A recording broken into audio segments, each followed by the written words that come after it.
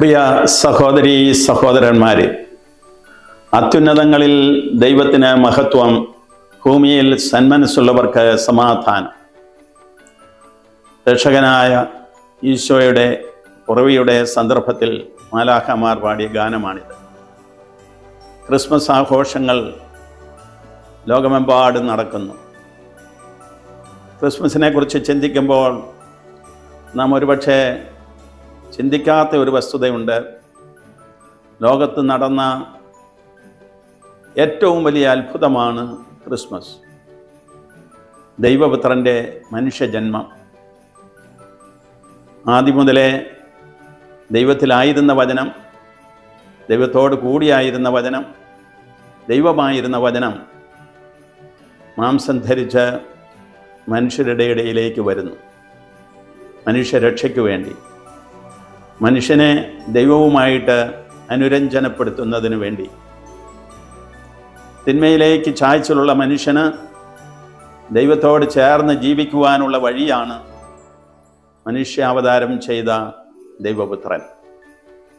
ഈ ഒരു മഹാരഹസ്യമാണ് ക്രിസ്മസ് ദിനത്തിൽ ക്രൈസ്തവരെല്ലാവരും ധ്യാനിക്കുന്നത്, പ്രാർത്ഥനാ വിഷയമാക്കുന്നത്, ആഘോഷത്തിന് അടിസ്ഥാനമാക്കുന്നത്. ക്രിസ്തുവിൻ്റെ ജനനം ലോകത്തിന് മുഴുവൻ സന്തോഷം പകരുന്ന ഒരു വസ്തുതയാണ്. കാരണം അതൊരു ചരിത്ര സത്യമായതുകൊണ്ട് എല്ലാവർക്കും അതിൻ്റെ അർത്ഥം ഏറെക്കുറെ മനസ്സിലാക്കാൻ സാധിക്കുന്നത് കൊണ്ട് എല്ലാവരും സന്തോഷിക്കും. ക്രിസ്തുവിൻ്റെ ജനനത്തിൽ മാലാഖ അറിയിച്ച സന്ദേശവും ഇത് തന്നെയാണ്. ഇതാ സകല ജനതകൾക്കും വേണ്ടിയിട്ടുള്ള സന്തോഷത്തിൻ്റെ സദ്വാർത്ത ഞാൻ നിങ്ങളെ അറിയിക്കുന്നു. യൂദായുടെ ബെത്ലഹേമിൽ നിങ്ങൾക്കായി ഒരു രക്ഷകൻ, കർത്താവായ ക്രിസ്തു ഇന്ന് ജനിച്ചിരിക്കുന്നു. ഇടയന്മാർക്കാണ് ഈ സന്ദേശം ലഭിച്ചത്. ക്രിസ്തുവിൻ്റെ ജനനം അറിഞ്ഞവരും അറിഞ്ഞ് ചെന്നവരും എല്ലാം എളിയവരായ മനുഷ്യരായി, ലളിത മനസ്കർ, ഉന്നത നിലവാരത്തിലുള്ള ജ്ഞാനികളും ലാളിത്യത്തോടുകൂടി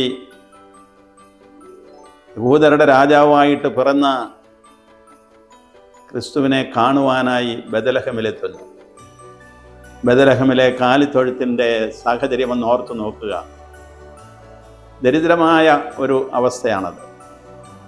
ഒരു കാലിത്തൊഴുത്തിൽ പിറക്കുക എന്നത് അന്നുപോലും ആർക്കും ഊഹിക്കാവുന്ന ഒരു യാഥാർത്ഥ്യമായിരുന്നില്ല.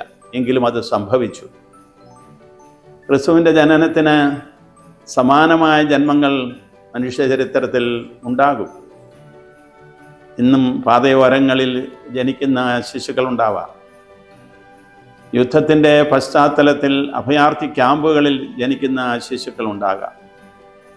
ജനിച്ചു കഴിഞ്ഞാൽ ഉടനെ അന്ന് സംഭവിച്ചതുപോലെ തന്നെ മരണത്തിന് വിധേയരാക്കപ്പെടുന്ന ശിശുക്കളും ഉണ്ടാകാം. ഈ ശൂന്യമാക്കൽ പ്രക്രിയ കർത്താവിൽ സംഭവിച്ചതെന്നും മനുഷ്യനിൽ സംഭവിക്കുന്നുണ്ട്.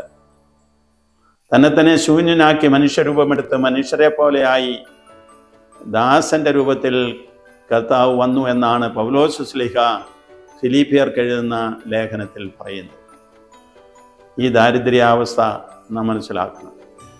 ക്രിസ്മസ് ദിനത്തിൽ ദരിദ്രനായ ഒരു സഹോദരന് അല്ലെങ്കിൽ സഹോദരിക്ക് നന്മ ചെയ്യാൻ സാധിക്കുന്നെങ്കിൽ അതാണ് ഏറ്റവും വലിയ ക്രിസ്മസ് ആഘോഷം. ക്രിസ്മസോടുകൂടി നമ്മൾ സാന്താക്ലോസിനെ പറ്റി ചിന്തിക്കാറുണ്ട്. സെൻറ്റ് നിക്ളോവാസ് ആണ് ഈ സാന്താക്ലോസ് എന്ന പേരിൽ അറിയപ്പെടുന്നയാൾ. സെൻറ്റ് നിക്ളാവോസ് കുട്ടികൾക്ക് രാത്രിയിൽ വീട്ടുകളിൽ ചെന്ന് സമ്മാനം വെച്ചിട്ട് പോകുമെന്നാണ് അന്നത്തെ ആളുകൾ വിശ്വസിച്ചിരുന്നത്. അറിയപ്പെടാത്ത സമ്മാനങ്ങൾ കൊടുക്കുന്നവനാണ് സാന്താക്ലോസ്. ഇതുപോലെ തന്നെ മറ്റുള്ളവരെ അറിയിക്കാനല്ലാതെ, മറ്റുള്ളവരുടെ നന്മ മാത്രം ലക്ഷ്യം വെച്ചുകൊണ്ട് സമ്മാനങ്ങൾ കൊടുക്കുവാനും സഹായങ്ങൾ ചെയ്യുവാനും നമുക്ക് ക്രിസ്മസിൻ്റെ പശ്ചാത്തലത്തിൽ സാധിക്കണം. അപ്പോഴാണ് ക്രിസ്മസ് നമുക്കൊരു യഥാർത്ഥ ആഘോഷമായി തീരുന്നത്. പ്രിയമുള്ളവരെ, ശൂന്യമാക്കൽ പ്രക്രിയ കർത്താവായ ഈശോ മിശിഹായിൽ സംഭവിച്ചത് നമ്മൾ ഓരോരുത്തരിലും സംഭവിക്കണം. നാം നമുക്ക് വേണ്ടി ജീവിക്കുക എന്നതിനേക്കാളുപരി മറ്റുള്ളവർക്ക് വേണ്ടി ജീവിക്കുവാനുള്ള ആ ശക്തിയാണ് സംഭരിക്കേണ്ടത്. അതിനായിട്ട് നമ്മളെ തന്നെ സമർപ്പിക്കാം. ഞാനിപ്പോൾ എൻ്റെ ആർച്ച് ബിഷപ്പ് എന്നുള്ള ശുശ്രൂഷയിൽ നിന്ന് സ്ഥാനമൊഴിഞ്ഞിരിക്കുന്ന പശ്ചാത്തലത്തിൽ എന്നെ സംബന്ധിച്ചിടത്തോളം ഈ വർഷത്തെ ക്രിസ്മസ് ഏറെ സന്തോഷദായകമാണ്. കർത്താവിനോട് അല്പമെങ്കിലും കൂടുതൽ താതാത്മ്യപ്പെടുവാനുള്ള ഒരവസരമായിട്ട് ഇതെനിക്ക് തീരുന്നു. ദൈവത്തിന് സ്തുതി. നാം എല്ലാവരും ഒന്നിച്ച് കൂട്ടായ്മയിൽ സഭയിലും സമൂഹത്തിലും ജീവിച്ച് സ്നേഹത്തോടുകൂടി പരസ്പരം അംഗീകരിച്ച് ആദരിച്ച് മുന്നോട്ട് പോകുന്ന ഒരു ജനസമൂഹമായിട്ട്, ഒരു സഭാ കൂട്ടായ്മയായിട്ട് തീരുവാൻ ഞാൻ പ്രാർത്ഥിക്കുന്നു. നിങ്ങൾക്കെല്ലാവർക്കും ഈ ക്രിസ്മസ് തിരുനാളിൻ്റെ മംഗളങ്ങൾ സ്നേഹപൂർവ്വം ആശംസിക്കുന്നു. ദൈവത്തിന് സ്തുതി.